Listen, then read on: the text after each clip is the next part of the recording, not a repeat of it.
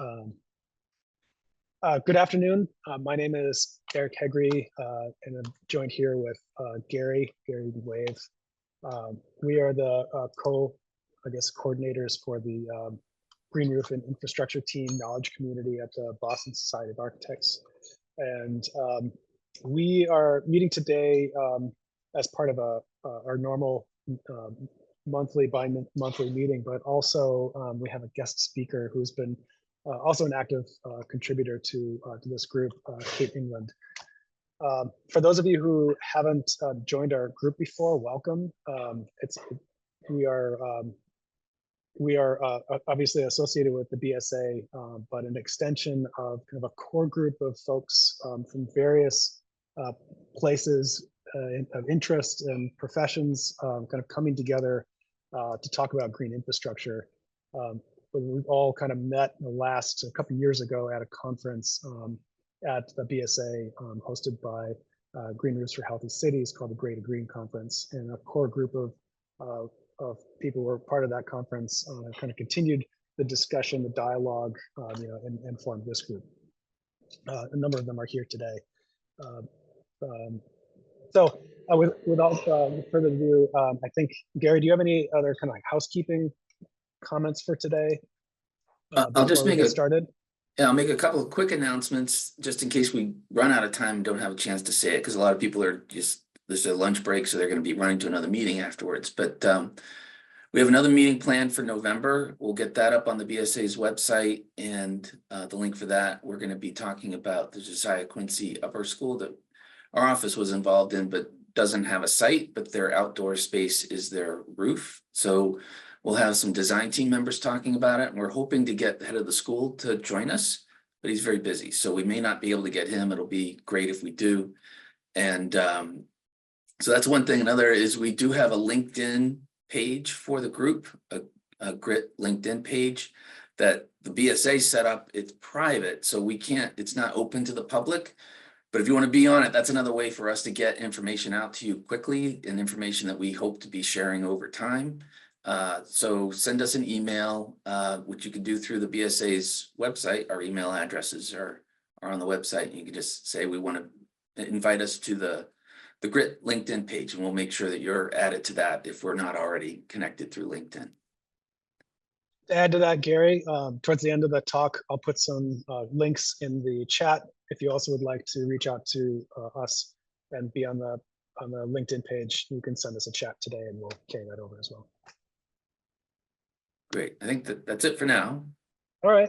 We're recording this today, and the intent there is for for folks who couldn't make it, but also to kind of add to the repertoire of this group and the contributions that people are making. We will post this and have it posted on the BSA website.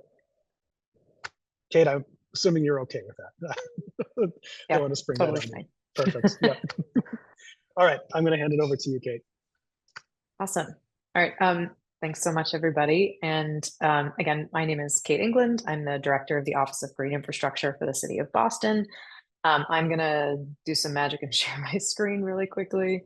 And then let's get started. So as some of you are aware, my position is a new one. It was created by our new mayor, well, no, not new anymore, but our mayor, Mayor Michelle Wu, back in 2022. And the kind of intent of this role was to have me work directly with other city departments to expand the implementation of green infrastructure across the city, but more specifically across our city departments.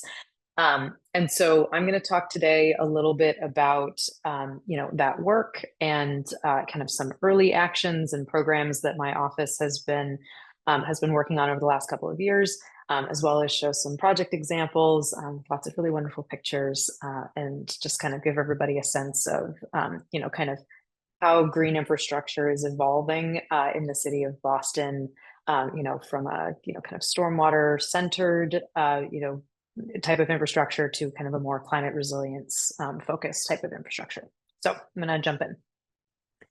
So for those of you who are Boston based, you're probably very familiar with this, but if there are any folks here who are not necessarily Boston based or have not worked as much in the resilience sector, the city of Boston is dealing with kind of 4 major climate vulnerabilities. When we talk about climate resilience in the city of Boston, kind of focus on, our extreme temperatures, extreme precipitation, sea level rise, and coastal flooding. So we are looking at, parts of the city that have issues with extreme heat, parts of the city that have stormwater flooding, as well as our coastal and riverine flooding, which I'm about to show you some maps to show kind of where those things are. Spoiler alert, they're kind of everywhere.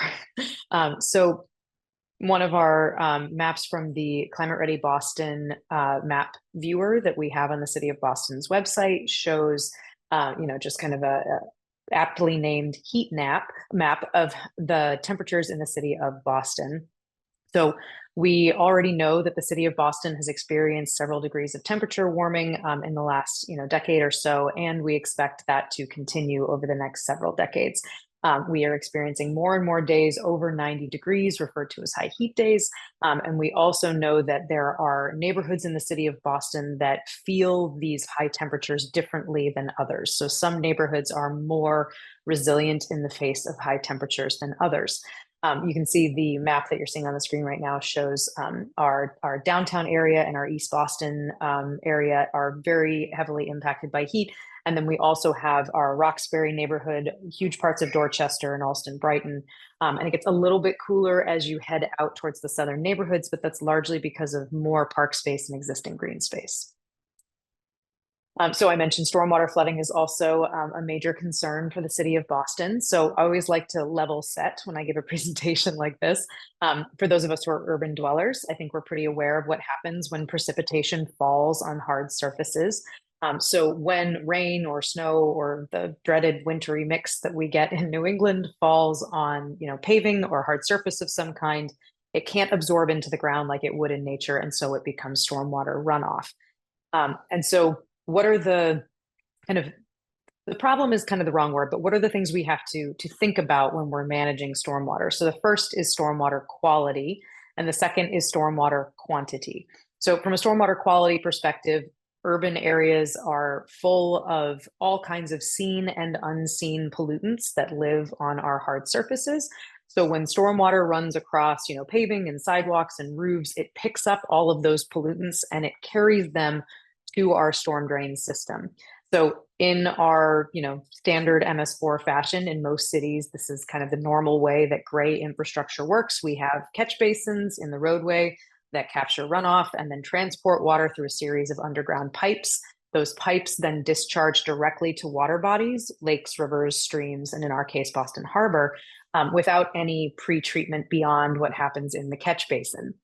And so that's potentially problematic for a number of reasons, but the large kind of piece of this is, we need to be adding kind of pre-treatment to our stormwater system in order for our system to function, without majorly impacting our water bodies. And then the quantity issue is something that I think we've all seen much more in the last couple of years than we had in previous years, where we're receiving these more frequent and intense storms, which means storms are dropping much, much more water than they used to, and they're happening more often.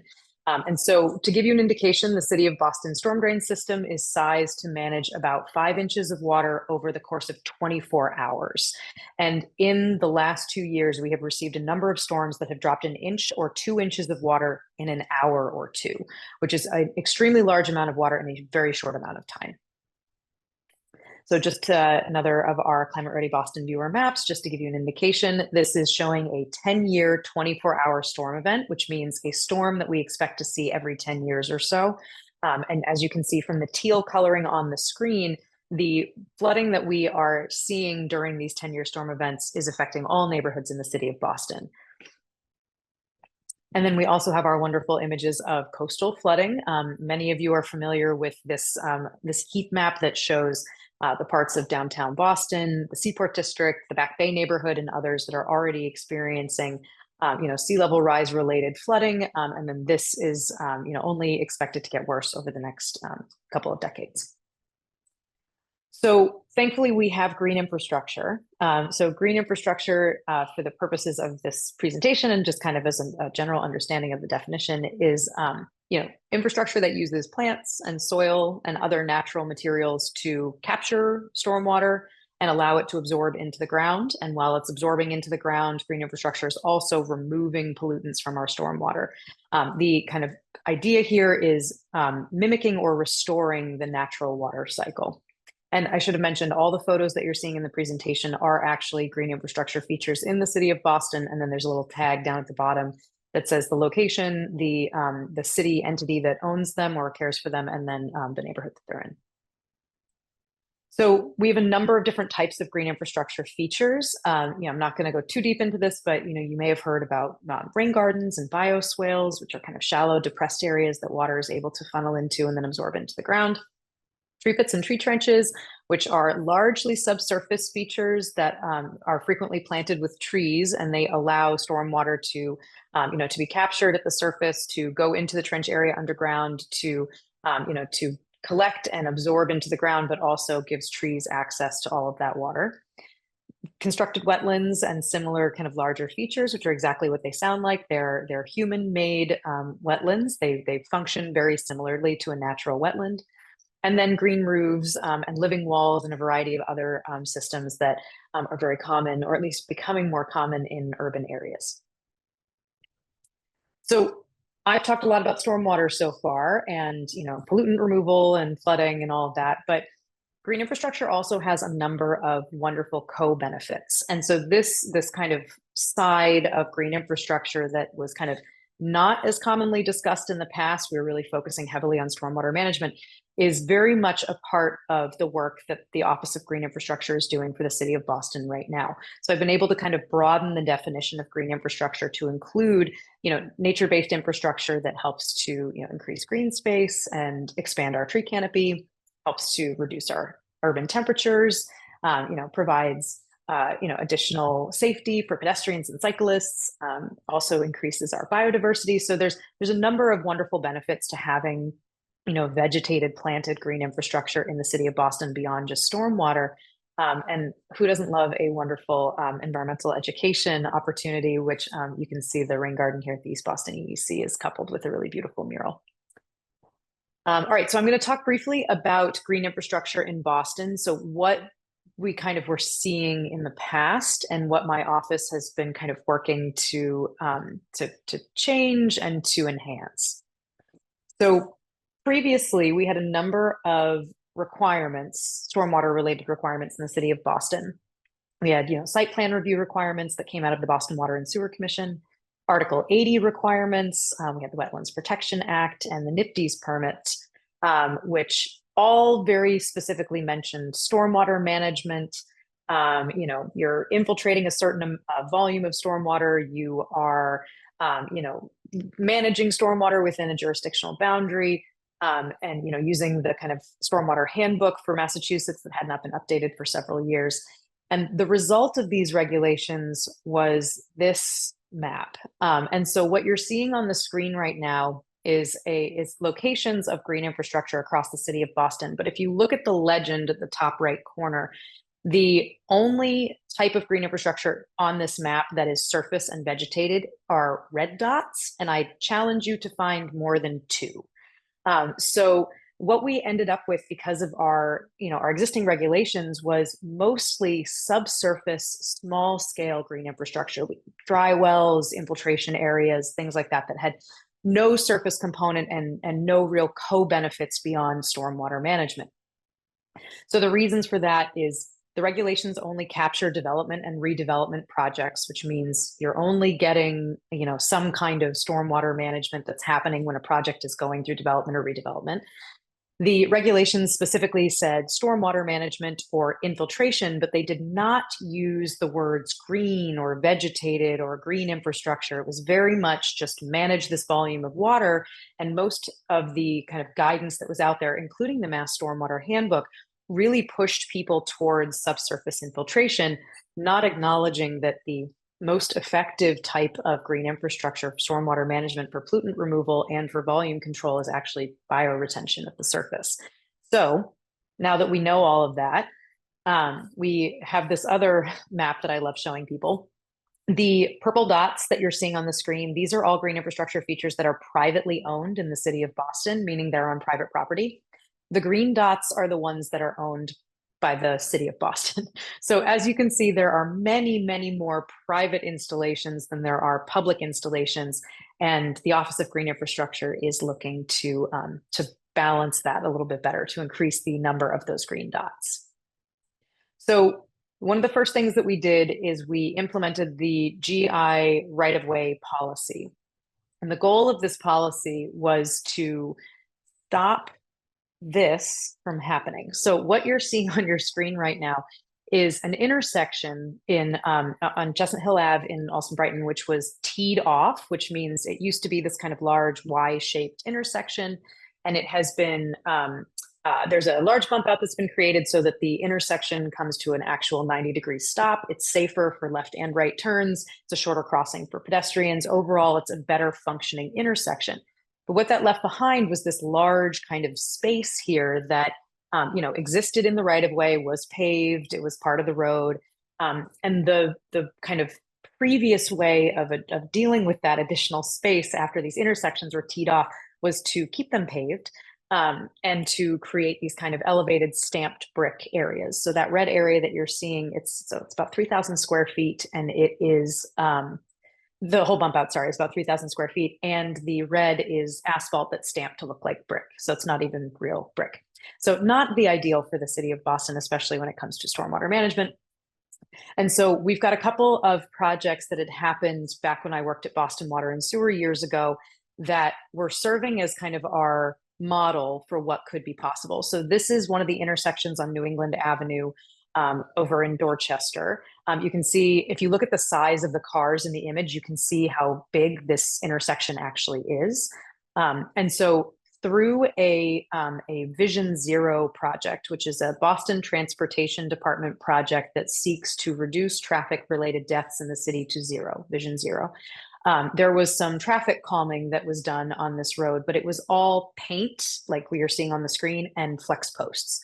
And so, as you probably can imagine, paint and post is not the most durable, but also not the most attractive, and it definitely doesn't have any of those co-benefits that we talked about.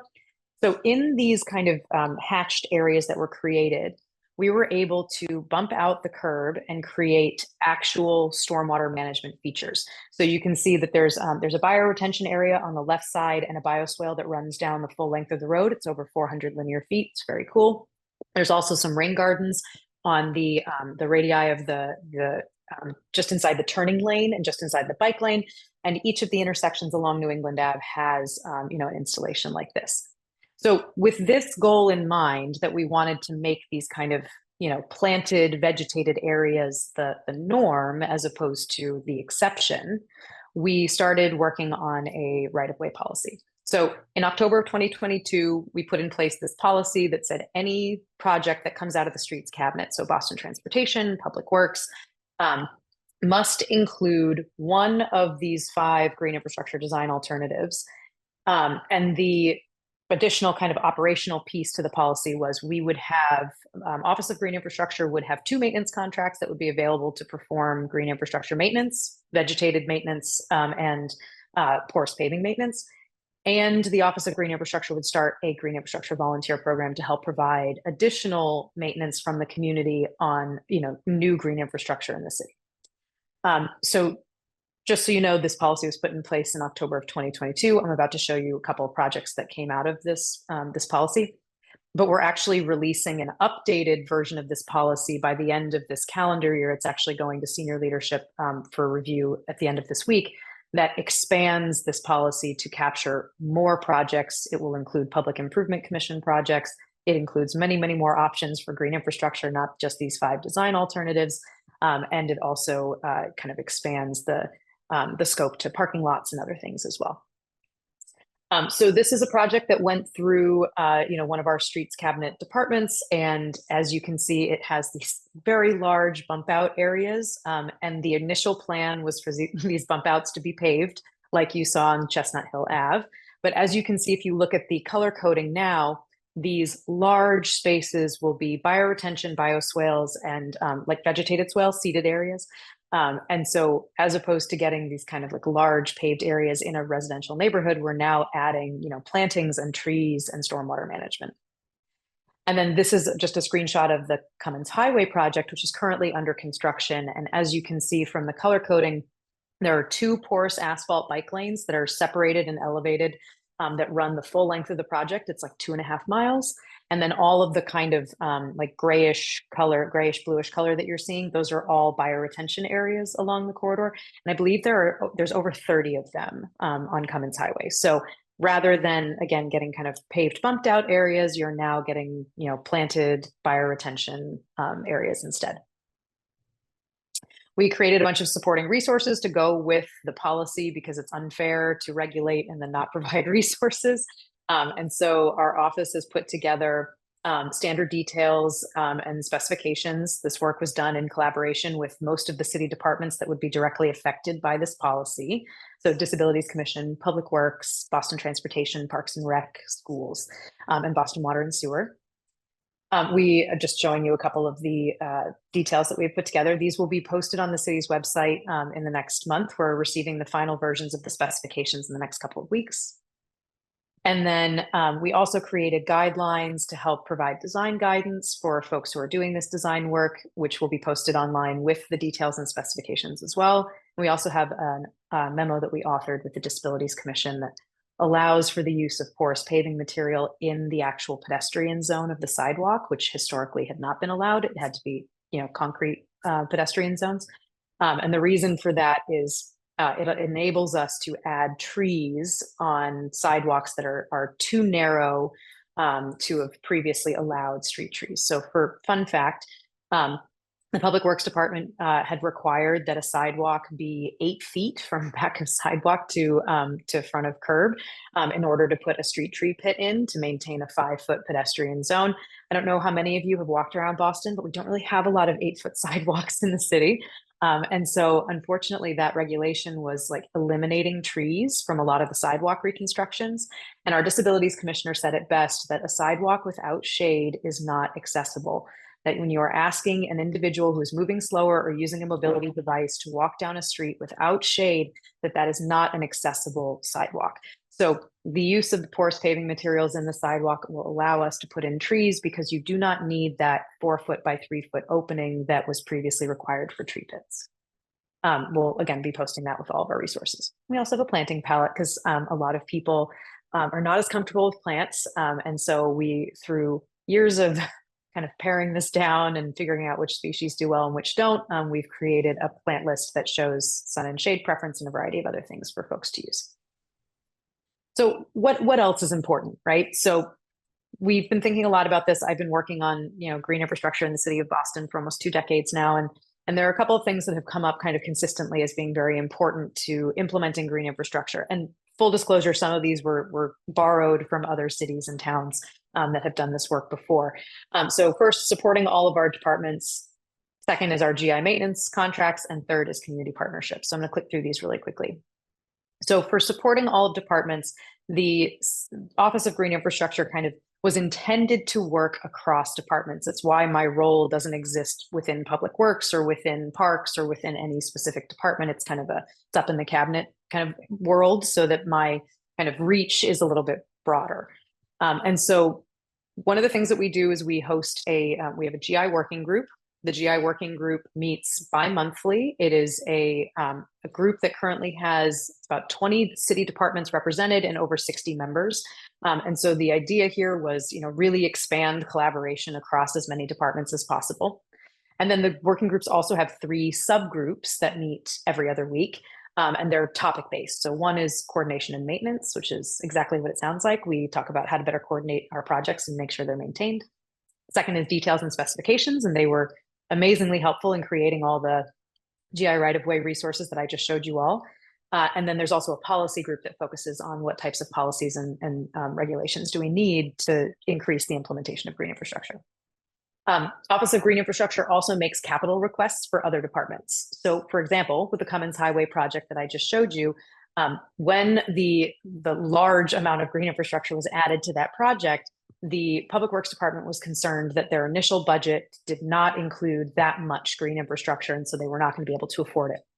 So we wrote a capital request for an additional $5 million and were awarded that money, and then it was gifted to the Public Works Department for this project. So by, supporting our other departments and helping them to find funding for their projects, we're actually enabling other departments to put green infrastructure into their work.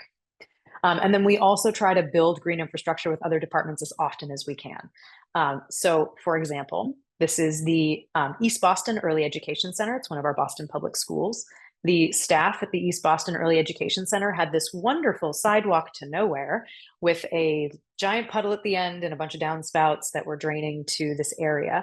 And so the school reached out to us and asked if we could do something here, if we could put in a rain garden or something. So of course the answer was yes. And if you look, everybody loves adorable pictures of children. Not only were we able to build a rain garden, but we were also able to have the staff and children at the school help us build it and plant it. So we've got this wonderful planting day that happened where adorable little students from K0 to first grade, so that's 4-year-olds to 6-year-olds, were able to come out. Their families were invited. So we had a bunch of parents that joined us, as well as teachers and staff. This is what the rain garden looked like at the end of the planting day. And then this is what it looks like now. So just a few months, sorry, I should have mentioned this was done earlier this year. So just a few months of growth, and we have this beautiful grown in rain garden that the children love. The staff is so happy about. The principal's window actually looks out onto this rain garden. And so we have this kind of beautiful experience that we were able to create for, here's how you build this, but also now the children, every time it rains, run through the hallways and talk about rain gardens, which is amazing. So love the work that we're able to do with our other departments. So I also mentioned that green infrastructure maintenance contracts were a huge part of my kind of early work in the Office of Green Infrastructure. Historically, the reason that people had kind of said, no, we're not interested in green infrastructure, or no, we're not going to add it to this project, was because nobody knew how they were going to maintain it. People didn't have maintenance contracts, they didn't have staff, they didn't have money, they didn't have expertise, whatever the reason was that was preventing them from figuring out maintenance, it was always maintenance that was the reason for no. So part of the GI policy, the GI right-of-way policy, was that we would have those 2 maintenance contracts. So we have a landscape maintenance contract that focuses on all the vegetated parts of green infrastructure. And then we also have, of course, paving maintenance contract. These contracts are being used currently. They've been in place for 2 years now, and they're being used across a variety of city departments. So you can see a list of different departments here, but the kind of promise that we made to everybody was, it doesn't matter if you're public works, if you're schools, if you're libraries, it doesn't matter, kind of what entity owns the green infrastructure. These contracts can be used to do maintenance.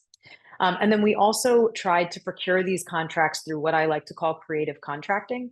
But really what it is rather than relying on the low bid system that, municipal procurement generally requires, we were able to switch to an RFP system, which means that we were able to put out requests for proposals as opposed to a standard low bid.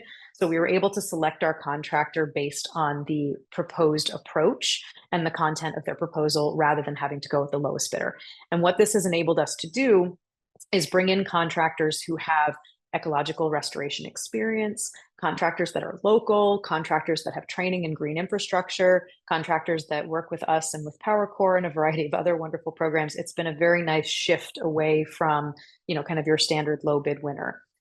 We also have a certified businesses list in the city of Boston. And so we've been able to do some 3-quote solicitations up to $250K. So a contract value that's less than $250K, we've been able to put out through a 3-quote solicitation, which has been really nice. And those certified businesses are DEI owned businesses. So they're minority and women owned businesses in the city of Boston. So fun example, this is Nubian Square. This is over in the Roxbury neighborhood, and it's a streets/library project. So this was the roadway before the kind of transportation project was done. And this is what the roadway looks like now, as soon as the photo loads. I'm not sure if you guys are seeing it come through on your side, but it's not coming through here. All right, there we go. So What you're seeing on the screen right now is a separated, elevated, porous asphalt bike lane that runs kind of along the bottom of the roadway. We removed a lane of traffic to get this, and then 4 kind of large linear bioswales that were installed as well, with large trees that are, well, now large trees that are planted in them. So when this project was initially constructed, the rain gardens were unfortunately value engineered out at the last minute. Again, very common practice, or at least it used to be, that when a final cost estimate comes in higher than expected, the first thing to get value engineered out was the green infrastructure. So I was actually not with the city at the time that this project went to bid and construction. I had left Boston Water and Sewer, and I was at Department of Conservation and Recreation for the state. But the project was built and the trees were planted, and the curb was already finalized. So I don't know if you can see here that under all this red mulch, you can see the curb cuts are still there. And there were still these tiny splash pads that were built because it was value engineered out so late in the plans that they didn't bother to fix the curb alignments and the curb plans, the curb type plans. So this is not great. The soil that was used is not the bioswale that we spec'd. There is some stormwater getting in here, but you're looking at kind of standard topsoil that was used as opposed to even a planting soil. And overall, I mean, the trees were fine, but they weren't like, thriving. So when I first rejoined the city, this project was kind of very top of mind for me. So with the maintenance contractor that we have, the landscape maintenance contractor, we went in and we removed several inches of soil, actually more than several inches, but we removed a bunch of the soil that was there. And we installed the bioswale that was supposed to be there, and then planted native species, mostly wildflowers, because we wanted the trees to kind of be the focal point of the project. So this is after the planting was done last spring. And then this was later that year when the wildflowers had grown in and the area just looks completely different and transformed. And you can probably see on the trees that kind of light green growth is all new growth from last year. So the trees also went from those kind of thinner, kind of spindly trees that you were seeing, and they're elm trees, so that's their normal growth habit, but they were quite small, to this kind of burst of new growth from, stormwater, great bioswale, and just like the kind of symbiosis that happens from having native plants around them as well. These were taken last week. So just so that you can see, even in the fall, when the flowers are gone, we have a variety of colors of grasses and other things that also look really beautiful at all times of year. So we're really pleased with how this looks. And again, we were able to do this using the maintenance contractor that we have for our various departments. We also have a section of the plaza that has porous pavers and porous asphalt, which is also being maintained by the porous paving maintenance contract. Aren't they pretty? Everybody's like, oh, porous pavers are so ugly. I'm like, no, they can be absolutely beautiful. All right, and then the last thing I wanted to mention was our community partnerships and how important they are. So one of the things that I try to do, and this is learned from what peer cities have kind of expressed in kind of my history in green infrastructure in Boston, is that when your community asks you for something, just respond to them. Like, give them what they're asking for to the best of your ability, because the reality is there are 4 people in my office and there are thousands of people in the city of Boston. And so if you really want to kind of expand the ability of your department and your work to be successful, the best way to do that is to have this wonderful group of community members with you. So we try to find creative ways to build green infrastructure and respond to requests from our community groups. So I'm going to talk briefly about the West Street Urban Wild, which you're seeing on the screen right now, which is a collaboration between the Neponset River Watershed Association and the Epic Service Warriors. Epic Service Warriors are it's a community program that is for young people in the city of Boston with disabilities. It's a leadership program. And so I'm going to show you a couple of pictures really quickly. But we were able to, we received a request from them to do kind of a capstone project for the end of their program. They were interested in doing something that had to do with water and with plants. And so I said, well, green infrastructure is perfect for that. And so working with them, we were able to design a bioswale on the edge of the West Street Urban Wild in Hyde Park. And if you can see in the background of the picture here, the Neponset River is literally at the end of the road. So water was essentially draining without treatment there's no storm drains or anything here. It was all surface drainage. So it was all draining directly into the Neponset River, and it was washing soil and a variety of other things into the river directly with no kind of interception before it got there. So this bioswale that we built, captures runoff before it goes into the Neponset River. It removes sediment and other things before that water reaches the water body. And it added a variety of native species and other things that are really beautiful. So this was the day of the planting. And these are our epic service warriors. Ethan, who's like sitting down in the bioswale, literally lifted himself out of his chair and like sat in the middle of the bioswale and just planted plants around him for like hours. It was like the most fun event to watch because this wonderful group of people just dove right in and like sat in the bioswale and just planted for like, I think it was like 4 hours of planting. We planted like 300 plants. And so this group is now doing, they're part of our volunteer program. And so they're also helping to maintain the bioswale now that they've helped design it and plant it. And I should mention too, that they also, we had a form a Google form that we sent out to everybody that has photos of different native plant species at different times of year.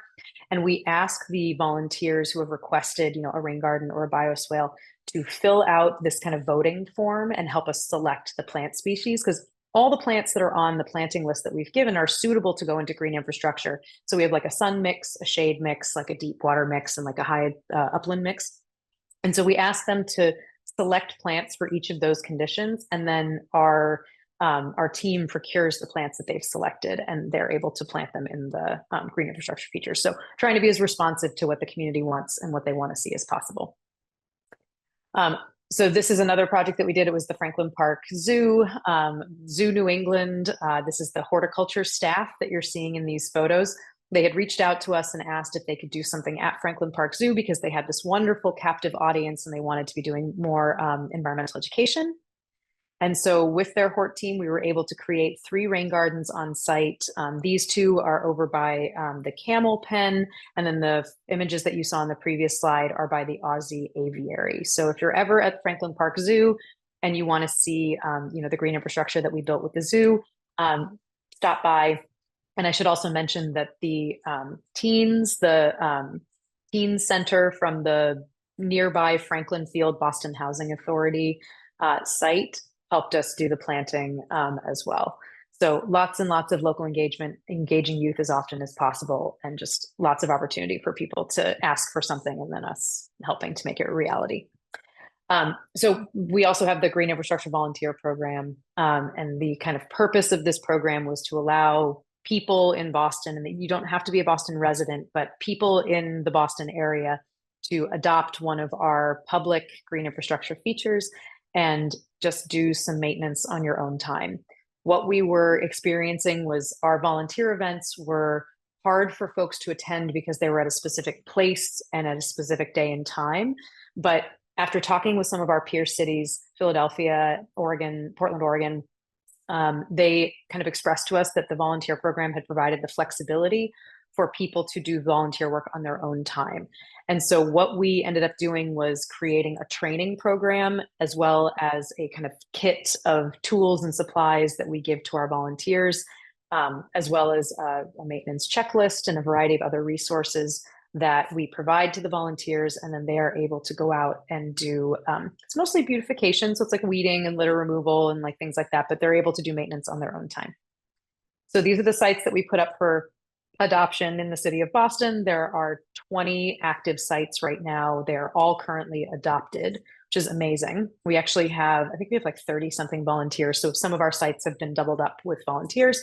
And then folks are able to, like I said, go out on their own time. They send in photos. They all have my cell phone number so they can ask me questions, which they do.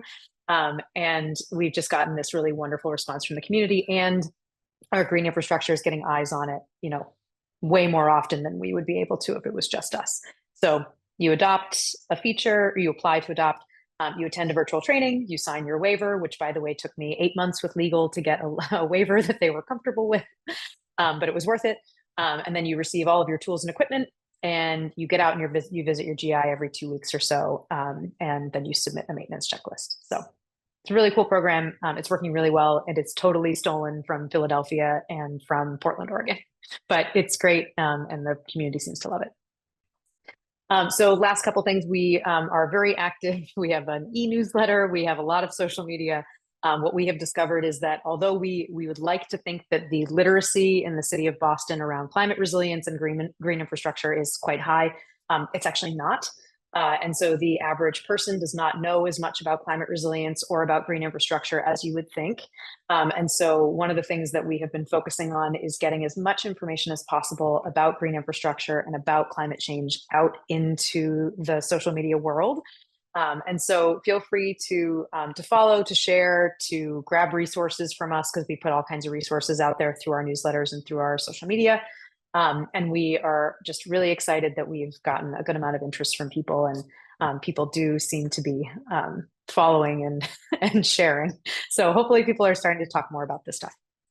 So I'm going to stop there. I would love to leave time for questions and conversation, but thank you so much for letting me come talk to you.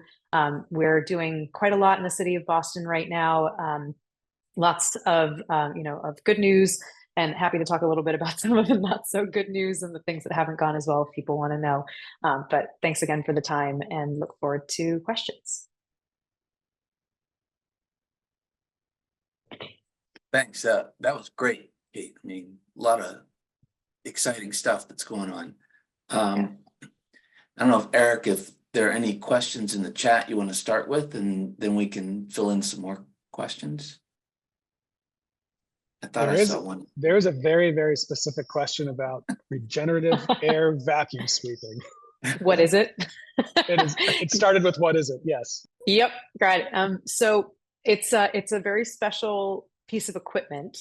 But basically what it is it's a street sweeper that, rather than brushing both this way and this way, it has a vacuum component to it, so that you're not brushing fines or litter or debris into the pores of your porous paving.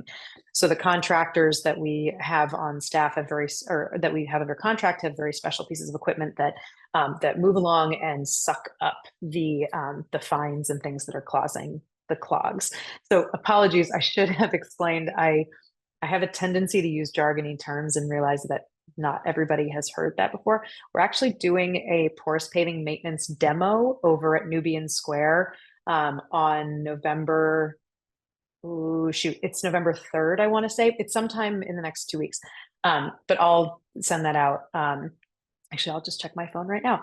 And we are inviting several manufacturers and maintainers to come do demos on the porous asphalt that we saw in the images, on the porous pavers, as well as answer questions and allow folks to just kind of see how the process works. So if people are interested in stopping by, it is on, hold please, November.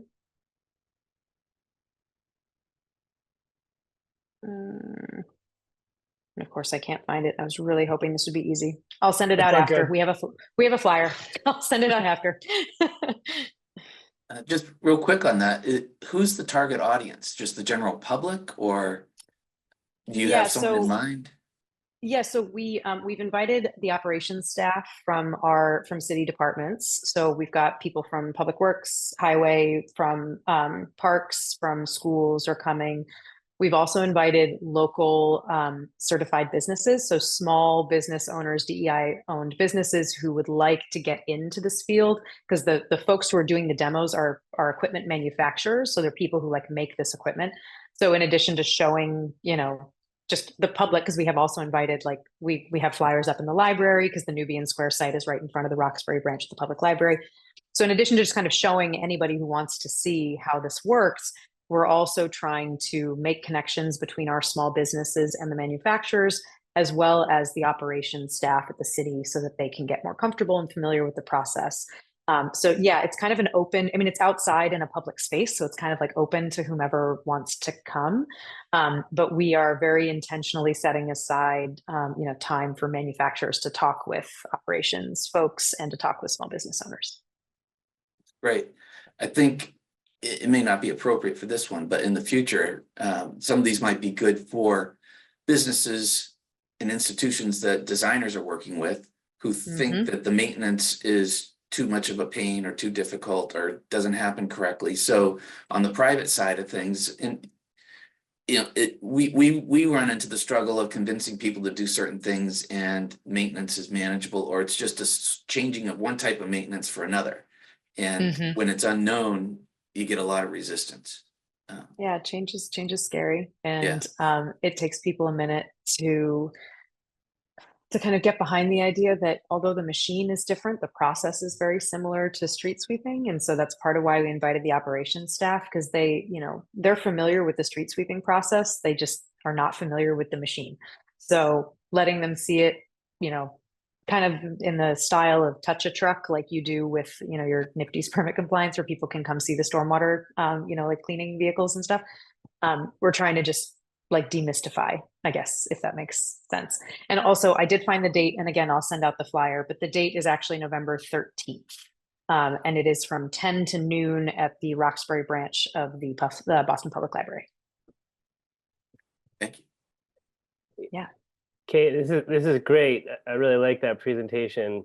Other than bureaucratic loopholes, have you gotten any other resistance to these sort of streetscape infrastructure projects? And what kind of response have you gotten from your new credit and grant program? Yeah, so I'll start with the response to green infrastructure in the right of way. So historically, and when I say historically, I mean like when I worked at Boston Water and Sewer, you know, 10, 15 years, you know, in the past, we did get a lot of pushback about green infrastructure. Oh, it's going to, you know, collect trash. It's going to be a mess. No one's going to maintain it. You know, the kind of reasons that led me to embedding the maintenance contracts right in the policy. And so knowing that that was the kind of main complaint that people were going to have, you know, kind of tried to tackle that head on to the best of my ability. And so with this new iteration, with the policy in place, with these maintenance contracts, and with the kind of multi-pronged maintenance program that I've built. So we've got those contracts, we've got the volunteer program, and we have Thursdays with Power Corps. So Power Corps goes out every Thursday and does like maintenance on GI. We haven't been getting that same reaction, that same pushback. And I think another part of it is probably because of all of those storms that we've been getting. Like people are seeing the flooding in their neighborhoods now in a way that they didn't like 10, 15 years ago. There was always like nuisance flooding, but now it's like 3 feet of standing water on a road kind of flooding. And so I think that those kind of, you know, things that we did, but also the fact that the world is physically changing has helped a little bit. And to your question about the credit and grant program, so the Boston Water and Sewer, for those of you, just background information for everybody, the Boston Water and Sewer Commission put a stormwater fee in place of April of this year. And so the city of Boston now has a stormwater fee. It took over 10 years to get that system, to get that stormwater fee in place. And the program at the city's request and ultimately requirement has a credit program and a grant program that goes with it. So you can get credits or discounts on your stormwater fee for having green infrastructure on your property. And that could include, you know, rain gardens or bioswales, could include green roofs, you know, the whole kind of suite of green infrastructure, stormwater management features. And then the grant program is intended to allow mostly residents, it's sized to be for residents, to install green infrastructure on their property with some assistance from Boston Water and Sewer. So the grant program it's more of a matching program, and it provides up to $4,000 for installing green infrastructure on your parcel. And as you can imagine, $4,000 is probably not enough for like a larger property or a parking lot or a, you know, kind of institutional property to do any kind of meaningful green infrastructure. So we are working with the commission now on, you know, kind of expanding and enlarging that grant program. But my understanding is, and this, I have not heard anything different from Boston Water and Sewer, is that people are generally okay with the stormwater fee. There have been a couple of larger entities, obviously, that have pushed back a bit just because their bills are quite high because they're, you know, they're large and they have a lot of hard surface. But I think overall people are pretty okay with it. And I think it's probably going to be a larger push over the next year to really get the information about stormwater credits and grants out to the public, because I'm not sure that a lot of people really know that it's an option. The fee is not crazy high. And so I think a lot of people just either didn't notice or just kept paying their stormwater bill or their combined bill. Because what we saw as a result of the way the program is set up is the sewer fee reduced when the stormwater fee came into existence. So a lot of people's bill remained roughly the same. It's just the bucket that the money is going into is now fleshed out. The main people that saw a difference were the people who had lots and lots of impervious cover and very little sewage usage. So like maybe a Home Depot is a good example, right? They have a large building, a large parking lot, but they only have, 2 bathrooms. And so their sewer rate was quite low, but now with the stormwater fee, their total bill has increased. So those are the kinds of properties that noticed the difference. And I think a lot of our residents unfortunately didn't really notice the difference because the hope was that the stormwater fee would push people towards green infrastructure. So we're still working through that. And like I said, I think it'll be kind of on the city, but also on Boston Water and Sewer to get more information about the credits and the grants out to the public. So we see people taking advantage of them. Great, thank you. You're welcome, Mark. Kate, I have a quick question. Great to see you, and thank you so much for sharing today. I'm currently in London, and one of the things that I've noticed within the city is that quite a few of the large parks in London, which is many parks, have started to integrate large-scale rain garden bioswales as part of their park infrastructure. Which gives tremendous capacity given the size of some of these parks and some of the bioswales. And I'm curious if on a large scale, if Boston has plans to sort of utilize some of the space that we already have as mixed use bioswale recreational space. Yeah, that's awesome. And London's one of my favorite cities. They really have done a good job with this. So two things. I talked a lot about the right-of-way policy and the work that we had done for the right-of-way details and all that kind of stuff. And that was just because we focused on that first, because there are thousands and thousands and thousands of linear feet of right-of-way in the city of Boston. We're now shifting our focus to open space, which includes parks, playgrounds, like schoolyards, but playgrounds and schoolyards, the just kind of like general open space in the city, community centers, Boston Housing Authority, like places that just have, available space. So the plan is to start working on standard details and specifications for open space, as well as a policy for open space. And we're working with formerly the Boston Planning and Development Agency, now the Boston Planning Department, to revise their Article 80 codes and other parts of zoning to more explicitly call out green infrastructure in the actual like kind of letter of the code and the descriptions of our requirements. So some of this work is currently underway, is being done right now, and then some of it is planned for the next year. So the short answer is yes, we are kind of shifting our focus to that sector of the city now that the right-of-way is well sorted. And then we also have done last week we had Professor Yu from China, who's kind of Sponge Cities is his like kind of famous thing that he's known for. So he was in town for a couple of days, and we did a green infrastructure tour with him. And one of the things that we kind of talked a lot about with him and with city officials and state officials and others was, the scale of green infrastructure installations outside of the United States is so much larger than what we're seeing in the United States. If you look at, other countries, they have really embraced kind of large regional stormwater management. They have, bioswales and bioretention in all of their green spaces and all of their open spaces. And so I think that we were able to kind of get some really nice attention from individuals who weren't previously thinking about this, who needed to be. And so my hope is that the follow-ups from that tour, which have already started, have really been focusing on, okay, how do we start thinking more about large-scale GI? And it's not just surface. We were also discussing like large-scale green roofs and other things as well. So it's, stuff that's happening on the ground that people can interact with, stuff that's happening on roofs, maybe that are not accessible to the public, but also thinking about, terraced roof space as being access to public space as well. So lots of cool, conversations that came out of that visit that I'm hoping will keep going. And funders were there too, which was also always helpful. Great, that's really nice to hear. some really great large roofs in the Prudential area that we've looked at over the years that would be great sites for some of those large scale green roofs. Love it.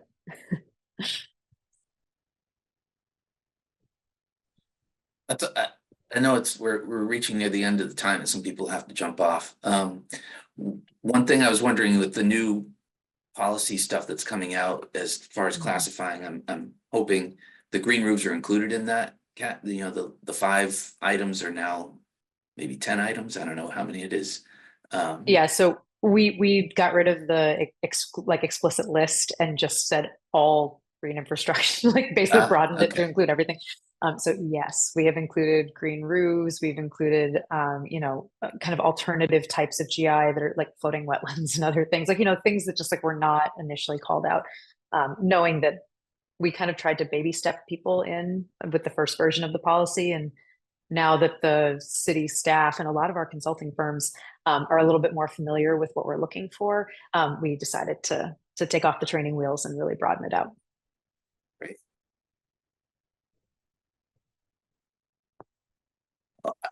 I actually have another meeting I have to go to, but Yeah. this I was assume everybody awesome. does.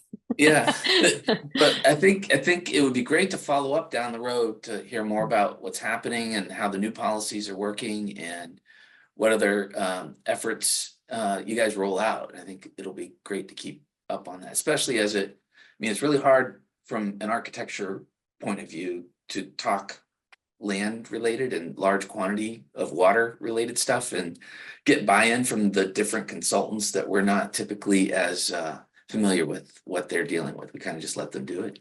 So and I knew that the next session includes the Josiah Quincy School, and like we'll be talking a lot more about like the facilities building side of things. So I didn't want to spend too much time on that today, which is why I focused a little bit more on site.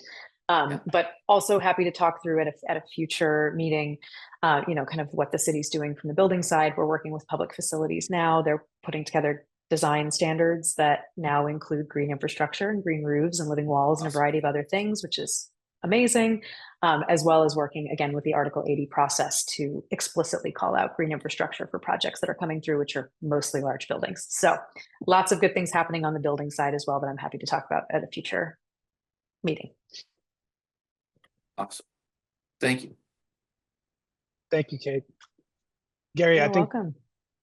I'm also peeling off soon too, and others may have other commitments. So unless there's a really another question, we would probably call it a day. Kate, just want to say thank you very much from the GRIT group for sharing your work with the greater team and with the public. We'll post this video. I think I'd like to show some others the work that you're doing, particularly in some of the neighboring municipalities. I know that they're aware of it, but I think we have to advocate kind of in our hometowns if we're out just outside the city too. I've posted just a couple of housekeeping things. I posted a bunch of links in the chat. This is a great time to go grab that. And we will send out announcements for the next meeting that you mentioned. So I think that's it. Gary? That's all I got too. Okay. Thanks for coming. Thanks, everybody. Thanks, See you folks. later. Wonderful afternoon. Thank you. Thank you. Bye. Thank you.